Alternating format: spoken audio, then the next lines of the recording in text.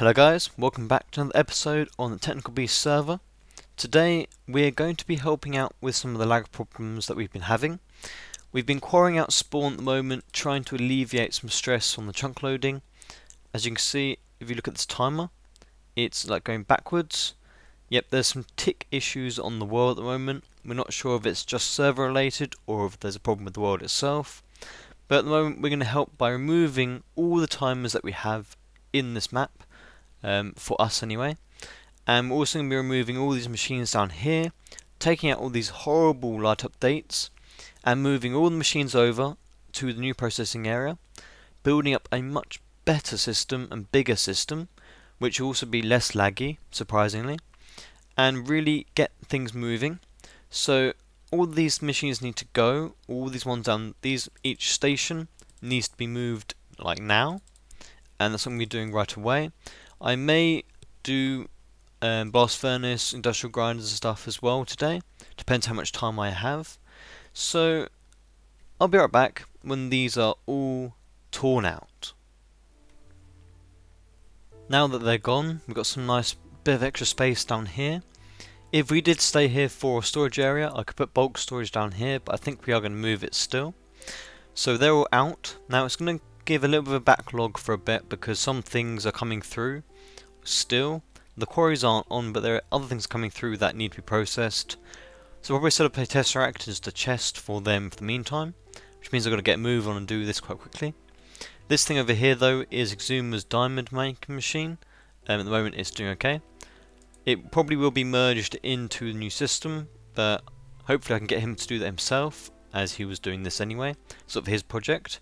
So they're all out now, and the only timers that are going along are these ones to the steel, and we'll just get rid of these for now. You see there's a little bit of lag there. So hopefully that'll help. So this is what I've got left, including the stuff that I got together myself. So a whole load of stuff to make, and a whole load of stuff to take with me. If I just grab that and take it with me. I'll take this new area, and then we'll probably just make a new floor inside the place, and then we'll take everything there and we'll start building. So I'll be right back when I've prepared a space for all these new machines. A little platform is made down here, and I think I'll do this on camera for once. I rarely ever do this, so that I've calculated how much energy I'm going to need for 32 induction furnaces at full power, and it's about 544 according to the wiki, although I don't trust the wiki whatsoever. So I've got a possible bit more in here if need be. There should be plenty of power coming out of this thing still, so it should be fine. And they'll be just moved down to MV voltage, which these can use 128 anyway. And I think I'm going to go for a more stylish approach than conventional. So for this thing, I'm going to have routers putting things in, and routers taking them out. And I'm going to do something a little bit different to what I've done in my single player. So I want to power all of these quite efficiently space wise. So if I just do, let's do 1, 2, 3, 4, and we'll do 4 on this side as well. 1, 2, 3, 4. Then I want a gap in the middle, so then I'd have, let's say this one here going across, and then I'd have another 4 on that side. So there'd be 8 on each branch altogether. So 1, if I shift 2, 3, 4, and put this on here. 1, 2, 3, 4. And what I want to do is have the routers and the tesseracts all in the middle, so it look quite cool from when you fly around. So if I just put 4 on this side again, 1, 2, 3, 4. And then the next thing I'd have to do is have it so that they're always turned on. So somewhere has to go a redstone signal, and I'm going to do relays on the top to put items in. Yes, they will be a little bit laggy, but for the space they hold and the speed they can put them into them, they're much easier. Oh, is that another one? Nope. Another one will go here. 1, 2, 3, 4. Oh, get that one. And then the last 4 will go here. So I'm going to be using relays because they're just faster, and they can eject them in. That's about the only reason. Now I only think the relays cause lag when there's loads of items in, because when the items are in them, they're always trying to eject them into the machine, and that's what that actually causes the lag, I believe. And I don't believe relays, not relays, I don't believe routers cause any lag at all. Or if they do, I don't think it does much at all, so I'm not really bothered by using them. So that would be them all powered if I had a redstone signal on it, so I haven't got anything to turn them on. And then what I need to do now is have the way of putting them in.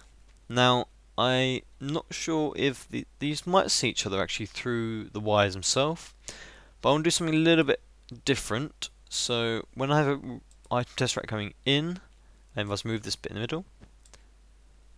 For instance, I'm going to have one there, and then we'll say I'm going to put 2 chests here. So I need to test this, but if I have the stuff coming out tesseract and going into these chests, then that'd be cool. And then it actually builds a buffer inside these chests. If there's a whole load of that stuff comes through, it comes into these chests, and then I can have 2 routers taking it out of that, and then ejecting it into all of these relays that are going to be on top. And if I put an item filter on this, then I'm going to have the routers looking at them as the relays with the machine filters, and then other routers pulling items out of the induction furnaces themselves, and they wouldn't be looking at the same machines, so they wouldn't be messing around with that. Because sometimes if you're doing a system and you have them all looking at relays and they kind of get a bit messy, I don't want to insert things straight into induction furnaces because it just gets messy. And put these on here. I've not got it with me. Thought I had my screwdriver with me. And there we go. So that will get the items into the relays themselves, and if they don't see all of them at the moment, if they don't look through the wires, then I can just put a barrel in between them and it'll be fine. So that would be the principle. I will set up quickly in a minute, but hopefully these items will come out into these. I'll check that actually works. It might not actually, because you might need a pipe. Or could have actually, yeah, I'll probably do that actually. I would have a router going. Okay, I'll do this actually. If I router there, I'll put the items into the router and then send them into chests on each side. But I will check that this doesn't work first, and then I'll be right back. Okay, so you had the principles on camera, and I've gone and finished it to what I think should just about work. I've got one more thing to do before it finishes. So to power them, all I've got is a gate down the bottom, and yes, I know it's green, deal with it. Going to each of these is powering them. It looks quite cool as well. And I've changed all these tesseracts around. It comes that from a tesseract to a chest, they actually do join, so that worked fine. I wasn't expecting that. I moved the wires a little bit so there is space underneath there, so let's have a quick look at that. I've got tesseract going in from the processing stuff, so this one's going in. Then it goes to this chest just up here, and you can open it underneath the tesseract. That's quite cool. It doesn't actually see as a solid block, which is quite nifty. Then these 2 routers, one on each side, extract from this chest, and this chest is here as a buffer. So if 50 stacks come through at once, then this could actually hold them all, while these send them through, because if you got 2 stacks at once, these could take it, and then if you had 50 stacks come through at once, these would get filled up pretty quickly, I'm sure, and then it will stop filtering them all through. So probably not the best way to do it, and then I might get items looping around or something. This is just a cool way of doing it anyway, I think anyway. Too many anyways. Anyway, this extracts from the chest and then injects upwards into these. Now these already got some in, so I was testing it. Now these are set to insert into relays, and they can't actually see the relays yet. So what I'm going to do is put down one of these barrels and just add a stake to it. Just like so. If I put that barrel there, they do see it now because they can go through it. But I don't want anything going into these barrels, so I'll just put a stake in that, just so there's something in it. Now, because these are filtered to look at relays only, and the rest of the things are also filtered on the actual machines, so these should never get filled in. Oh, wasn't meant to do that. but just to make sure nothing goes in there ever, there's one stake in there. I'll do the same for all sides just to be nice and pretty, because I like things to look a little bit more pretty. Oh, let's get that in. So that should in fact be done. Then these routers here extract from the bottom sides of the induction furnaces. I need to check this bit first, and then eject them west into here, and same with this one over here. Now they should have gone in. If these have failed to pull them out of the furnaces, then I should have some in here somewhere. I might have a little look. And what? Oh, there we are. There are some. Okay, so they're not actually taking them out yet, which is a problem. And for these, I've written induction furnace like this, and I'm told this works. So this is the point of testing it now. And actually, I know this works because I was testing it before. The only difference is I'm not actually pulling these out properly. So bottom side doesn't work. Top sides will take them out of the in, which I don't want. So what I really need to do is pull them out the fronts of them, which is a bit hard to do, considering that they're not all pointing the right way. So what else can we do? Top sides I don't want. South sides works on some. So hang on, if I that's one of them. So one of these. Okay, that makes sense, because you can pull when you have a induction furnace down. I've got one on hand. You can pull them out of the front, the side, this side, and the back. You put things in the on the top, and I'm not sure what you can do with the bottom. I don't think you can do anything with the bottom actually. Let me just get that.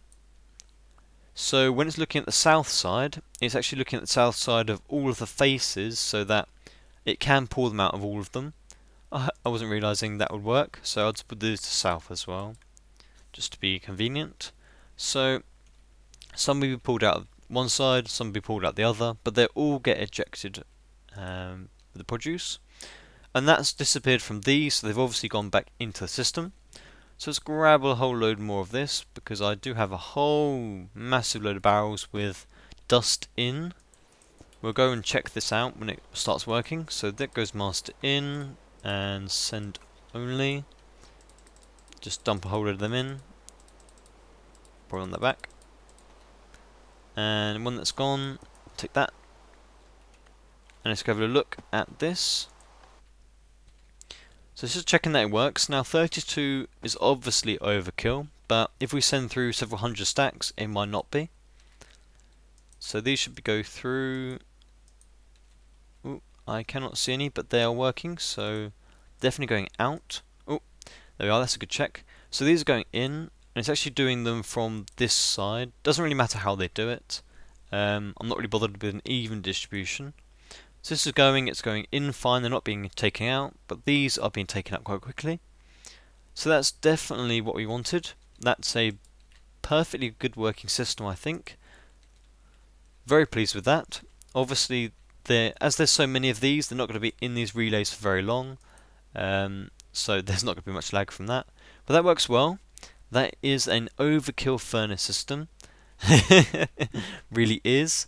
I won't need that many machines for the other ones, but that does look quite cool, I think. Don't know, do you like that? I'm going to do a similar thing for each of the other three things we pulled out. So the extractors, the compressors, and the macerators. And I'll be back to you, but you don't need to see that all again. Okay, here we are then. Took a bit more time than I sort of expected, so there is 4 modules set up, and I decided to go the whole way, you know, as I can, and as it's still looking symmetrical. This was the point where I thought, no, this will stop being symmetrical now, well, to a point anyway, and I thought I'd maybe have 4 or 5 of each machine on the other sides. I'll just need more furnaces, but I thought, we'll make some more, we'll do this. So yeah, there's 32 of each of those 4 machines: extract, compress, macerate, and induction smelter. So yeah, that's really good. And I could change all of these to just the normal dropper, hopper thingies, whatever they are. the IC2 ones, to save lag if I have problems, but to be honest, we're not going to be here most of the time, and this will be like a powerhouse. And actually on these, I actually worked out how many stacks. These can hold, each one of these modules can hold around 380 stacks at a go. So as long as someone doesn't put more than, say, 400 stacks through at once, then there will always be room in there and they would not overflow. So that's pretty impressive, I have to say. So even if we wanted to put through, maybe Prize is meant to be setting up his gigantic scrap thing down here somewhere. I'm meant to be allocating him somewhere to do that. So if we funneled that cobble to the induction smelters for like 10 minutes, we can probably process all of the cobble into smooth stone and get 1,000 stacks of smooth stone in a couple of minutes. That could be absolutely epic to see. Same with things like the slime. Now we go and harvest like 100,000 stacks of slime and then funnel it in just with a tesseract and a router, so that you're just funneling out of a barrel, say max barrel of slime. You can probably process it all without needing to stop, which is pretty epic. And what we need to do now is I want to keep making this look symmetrical. So what I'm going to do is I'm going to find this corner. So let's see here, hang on, let me count. So if I go one, say we'll go 1, 2, 3, and then we'll go on this side. 1, 2, is it even? There's 2 spaces, 2 spaces, 3 spaces, yep. Where's that meet up? That meets up there.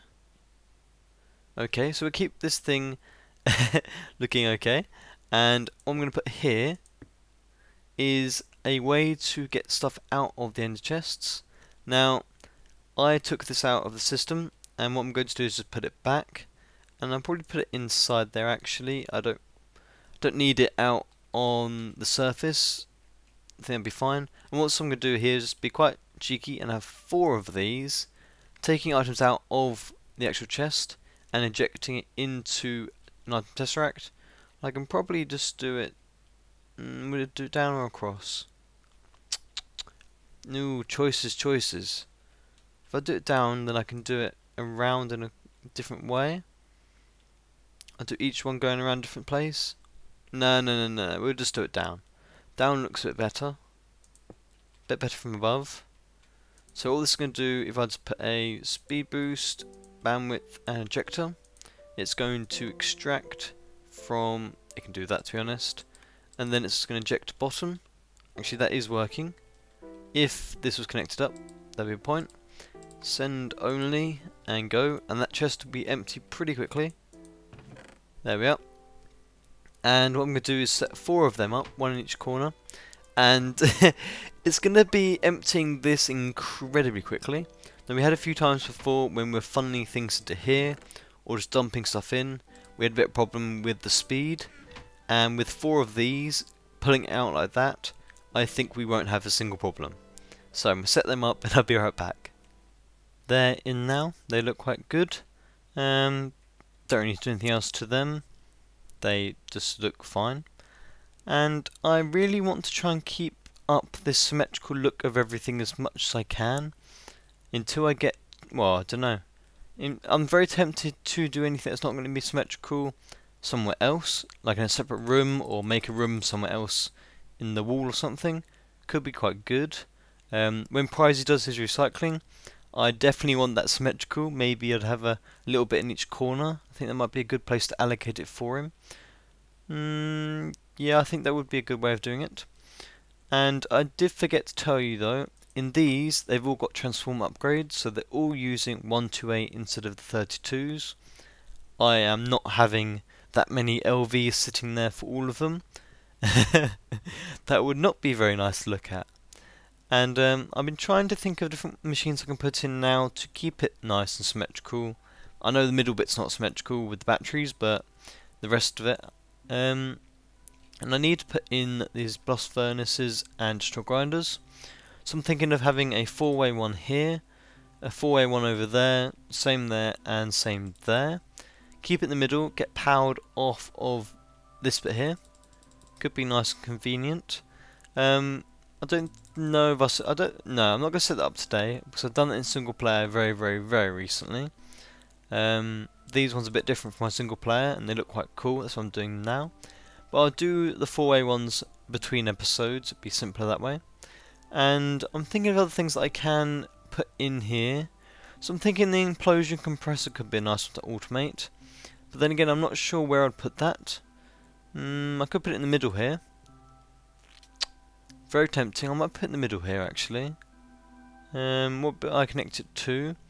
I could have more than one, I guess. Would I want more than one? Could I fit the box in here? No. I don't like the implosion compressor, but it's just a really weird shape and only has one job. I might put one here. I could put one here. I know what I'm going to do with it. Yeah, that's a good idea. I'll show you that in a minute. So I'm going to make 4 implosion compressors, I think. Or should I make 1? I should really make 1. Oh. Yeah, I'll make 1. So I'll be right back when I put that in. And there we go. Not as attractive as I hoped, but it's a pretty ugly machine. I could have done less routers, but meh, this is easier. So I've got one coming in, which will be the IT&T. I'll put there's a separate filter in itself, and then it'll come through, and then goes to one router that throws it into the bottom. So I've got some in there already, but if I just dump the rest of this in here, it'll go through and then go into the bottom. See, there was 48 in there, and it'll go up. So that works fine when it goes in. Yep, there you are. And then this side I've labelled as iridium plates, and up there I have set up one for iridium plates. So when I say iridium plates, I mean these alloy ingots. And then on this side it extracts them and ejects them up into there, which goes back in the system. So if I just throw, actually we'll do it around the other side so you can see the stuff come in. With my trusty new easy chest. Don't need to use this and this anymore. So put that there, throw them in, and we will see them rush through and then pop into here. There you go. Very nice. Very nice. Now there isn't any speed or bandwidth on any of these ones here, I don't think, and it's fine because it keeps up with them, and there's no problem with that. And that means this is now completely automated, which is what I wanted to do quite a while ago, but I shouldn't have really done it before I did this, so that works really nicely now. And that actually ran out of TNT there. So that's very good. Very pleased with that. And there is tons of IT&T laying around, and I'll just port it in sometime. So now we've got all these plates. Now I've got some on me as well. I've got 2 stacks, and I will make them up to the full 2 stacks, and then we'll have a look at the machine I was using to make the ultimate solar panels. So I've got to track down these plates that have come through, probably around here somewhere. Ooh, here we go. Okay, track them down, and this is Solar Panel Factory 1. So at the moment it's got these 3 things in it, and I'll just add an iridium plate to that as well. And then we'll go over to where it's been done at the moment, and we'll put in the rest of the plates into that, and we'll see how many more solar panels we can make. Should be 8 if there are advanced panels here, which they are not. So I'll go grab some advanced panels. So lots of things have been going off on the server, which is quite fun. Nathaniel has been doing some really cool stuff, which I think I will show you a tiny little progress thing on that very quickly at the end. I really wanted to have a nice chat with him and have a nice talk through it with him, but I haven't been on when he's on, which has been unfortunate. But we will catch up sometime and we'll get a nice chat with you guys to be able to see what he does. So I throw these into here, and I dump this into here, and there we go. How many times do you see Old Crafting Ultimate Solar Panels? That looks awesome. So that come through to there, and what we can do now is we know all of this can be automated on a sorting system, as it's done that already. We can move this over to the new area, and even in this form it can be done, but I can do it even more compact now. And then these plates come in here automatically, so this will keep filling up from now on. The only thing that isn't automated in this whole process is just making a couple of bits of these, which you have enough for a while anyway, and just getting the materials to make them. We've got all of those iridium, and then we've got 100 stacks of UU matter, and then we've got a load more stacks of bars. There we are, another 1500 iridium ingots. So the problem with us is we haven't got the diamonds first, and we haven't got the alloy second. So we need to do a nice little thing to automatically make advanced alloy. That could be really nice to do. But next time I think we will take a break from the processing stuff, because I've been doing a lot of it. Some of you must be getting bored by now. And we will look at doing some quarrying, I think. Red power quarrying, that is. Something I've been holding off my single player as well, but I think I'll work out to do it in both, and then I'll do a single player version in that one, and then I'll do a gigantic crazy one in this one, because no, why not? Could be fun. But that's nice to have. We'll go place these panels. Some people were asking to see an update on the UMAT station, but to be honest, we haven't changed anything. And only just now, well, in the last few days, the nuclear bees are up and running fine, and we're producing a lot of the stuff from that. And actually, you can barely see it in here, these are all now upgraded. And I don't believe there is an EU reader in here to check how much we're producing now. Nope, there must be one in my chest though. Ooh, glitchy portals. So we'll just grab this EU reader from Exuma's chest and see if there is any extra being produced here now. Okay, that is that is a bit more. 62,000 EU per tick, and we've got another 4,000 EU per tick in here. So that'd be 66,000 EU per tick, and we could just put them in here, to be honest, couldn't we? No, I'll replace these ones. I can barely see the colour difference in here though. We go from advanced to one hybrid, and then these are all ultimates. There's quite a lot of them actually. So I'm just going to replace these, and I'll be right back. And there we are. It's put in. You can't see the difference, but they're in. So we'll keep progressing with this as we go now. And once I set up something to automatically create diamond dust and automatically make the advanced alloy, then it'll be 100% automated. And as the bees are producing a lot of uranium now, that's the only other bottleneck we had. As you can see, there's loads of UU matter here, just wasted, left over. Well, not wasted, but there you go. So we'll just go through to a new area. I believe this one goes straight to bees. Yes, it does. So this is best seen from outside though, so we'll go back the other way. And I will grab my portable hole. And there we are. So this is how far it's progressed so far. I think it looks awesome. Don't know about you guys. He's doing a really good job with this. And I've been told he's got the dangerous bees up the top.